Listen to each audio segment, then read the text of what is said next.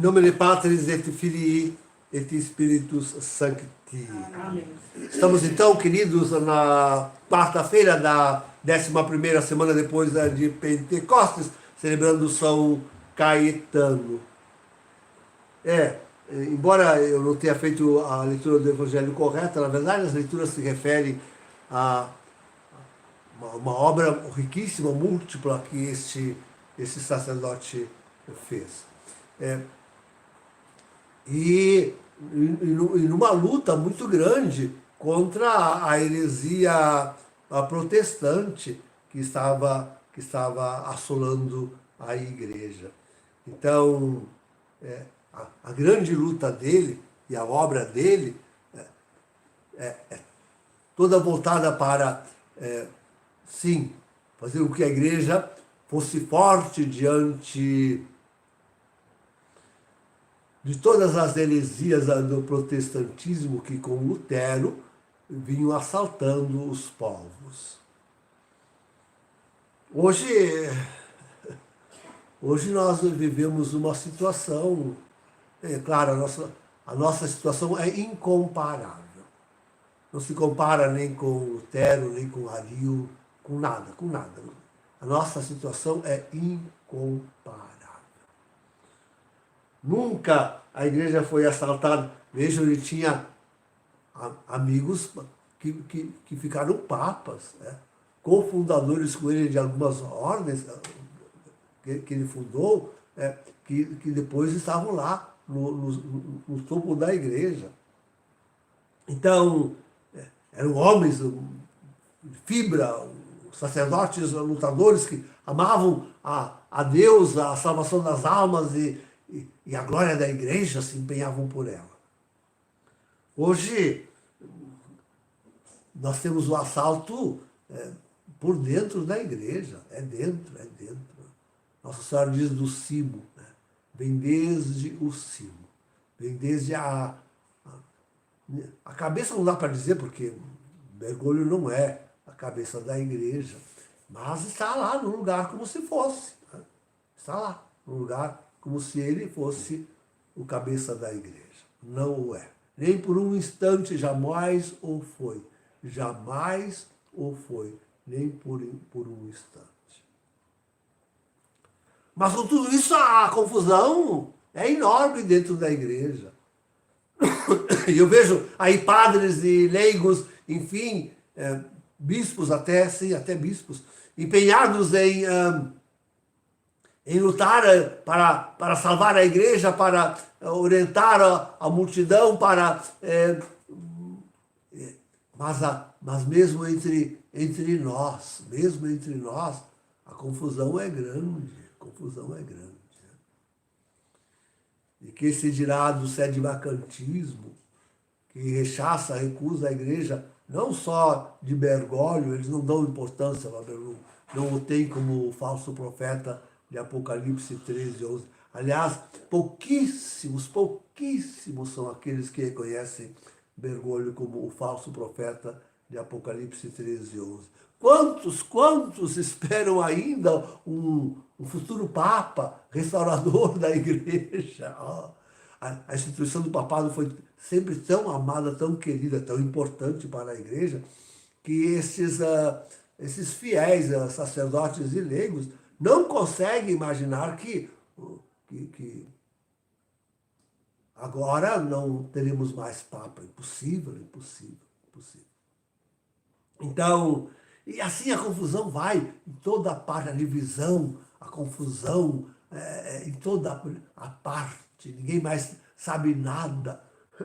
Eu vejo gente que é instruído por Nossa Senhora, fala com Nossa Senhora e contudo faz erros crassos, crassíssimos. Claro, não são obrigados também, não estudaram, não têm teologia, não são doutores, enfim. Mas daí então ouçam-nos, ouçam a mim que sou doutor, ouçam a mim. E por que não me ouvem? Eu digo sempre, queridos, e parece... É tão difícil dizer essas coisas, é muito difícil. Mas, enfim, eu vou dizer de forma mais simples, Eu sou um dos poucos, um dos raríssimos sacerdotes que no mundo estão aí apontando para essas coisas principais, né? Da crise da igreja, da crise do mundo, do fim dos tempos, de Bergoglio como um antipapa, como o falso profeta de Apocalipse 13, 11 e seguintes, de como em breve Nosso Senhor há de voltar em glória e majestade, não precisa esperar 20 anos, né? Muito menos um século, e jamais 1000 anos, jamais, o milênio já passou, o milênio de Apocalipse 20 já passou, o milênio de Apocalipse 20 se dá entre a conversão de Clovis, o Franco, até a apostasia da França em 1789, a Revolução Francesa, ponto, eis o milênio cristão. Acabou, está lá.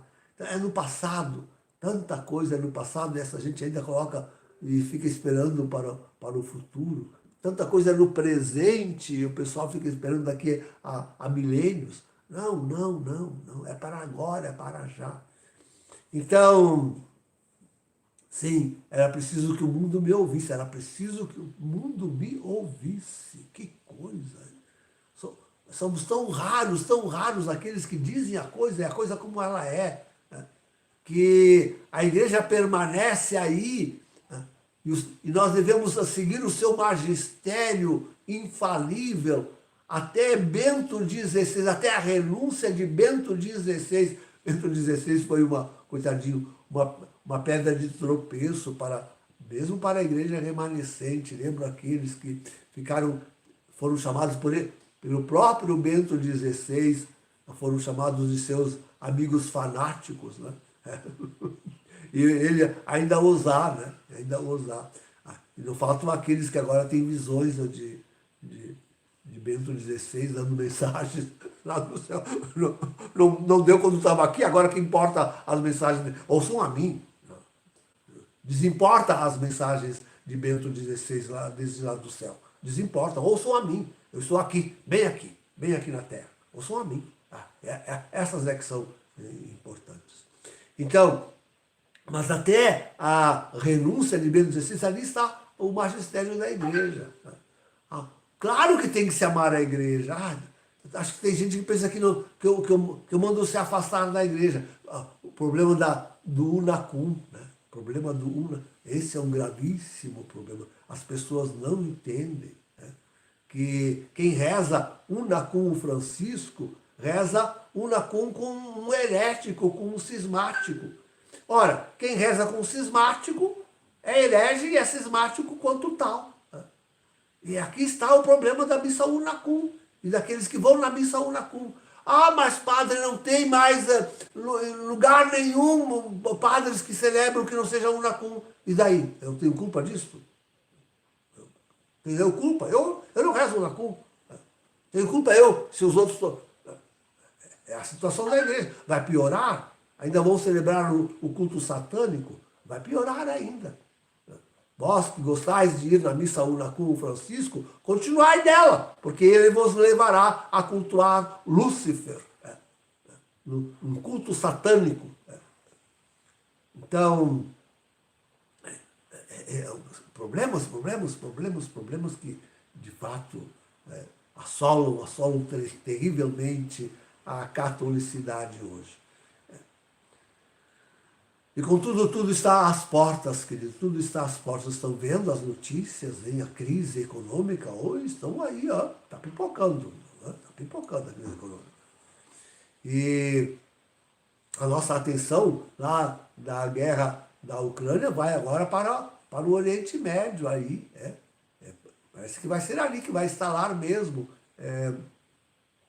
a última grande conflagração da humanidade.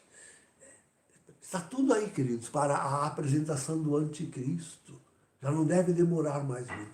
Já não deve demorar mais muito. Então, preparemos-nos. Nós vivemos um tempo muito, incomparavelmente pior do que aqueles que viveram o tempo de Arildo, aqueles que viveram o tempo de Lutero. Precisamos de sacerdotes muito mais fortes e corajosos do que foi Caetano, muito mais sábios, muito mais doutores do que ele, né, para poder discernir nessa mato, nessa floresta de desmandos de coisas, qual é o justo caminho. Onde está a Santa Igreja Católica? Qual é o justo caminho? E seguimos por ele sem desanimar, sem diversar, sem voltar atrás. Não, seguimos fortes, firmes por este caminho.